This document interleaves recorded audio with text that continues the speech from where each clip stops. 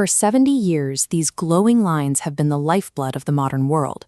Today, they are fading away. The era of globalized trade is officially over. The quiet breakdown of the World Trade Organization is now dictating what you buy at the store, where your job moves, and which nations actually survive the next 30 years. The map of global winners and losers is being redrawn in real time. To understand how to navigate this new landscape, we have to look at the math of global survival. The modern trade system emerged in 1945 as a security pact. At its inception, profits were secondary to defeating the Soviet Union. Washington offered its allies a simple deal. The United States Navy would secure the oceans for everyone's commerce. In exchange, those allies surrendered control of their security policies to the Americans, creating the Cold War alliance. This chart shows how the math worked in the 1950s. The U.S. economy was as large as the rest of the world combined, allowing Washington to act as a dumping ground for global exports without suffering internal damage. That system broke in 1992.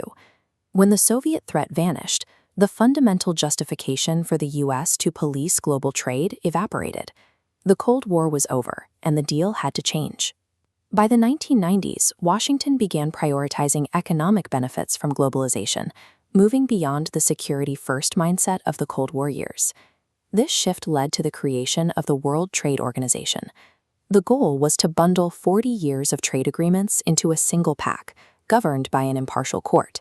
If one country broke the rules, you took the dispute to the WTO for adjudication and punishment. But the legal system was flawed from the start. Because it was court-based, cases took years to resolve. By the time a ruling arrived, the market conditions that caused the dispute had often already changed. Consider the aerospace battle between the US and Europe. For decades, both sides sued each other at the WTO, Washington over Airbus subsidies, and Brussels sued over Boeing's defense contracts. The United States usually won these cases, but the penalties the WTO allowed were so mild that European governments simply paid them and continued their original policies. The court couldn't inflict enough pain to actually change the political reality on the ground. While the slow court was a problem, the organization's ultimate failure was the rule of unanimity. To update a pact or negotiate a new trade standard, every single member nation has to agree. A veto from any one country kills the entire negotiation for the rest of the planet. This zero is the total number of meaningful trade liberalizations achieved since 1998. The mechanism has been frozen for 28 years. Recent ministerial meetings have ended in complete gridlock. With no court to resolve fights and no way to negotiate new rules, the WTO has become a relic. We are entering an era of unbound trade wars. As the WTO collapses, the global supply chains that define modern manufacturing are shattering into disconnected regional hubs. In this new world, survival depends on a specific mathematical balance. Your industrial plant, or factory capacity, must match your consumption, the young demographic left to buy your products. The problem is that almost no part of the world naturally possesses that balance. Look at North America. This region has massive consumption capacity, especially in the US and Mexico. However, its industrial capacity is too low. To reach balance, North America has to roughly double its factories, a project that takes 30 years to complete. Europe faces the exact opposite problem.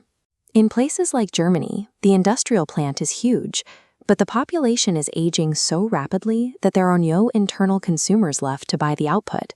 Without global exports, their economy has no destination for its goods. Northeast Asia, including China, is in an even more extreme position. They have up to 3 times the factory capacity they need, but their demographic collapse is the most advanced in the world. For these nations, exports provide the capital required to import the food and energy that sustain their urban populations.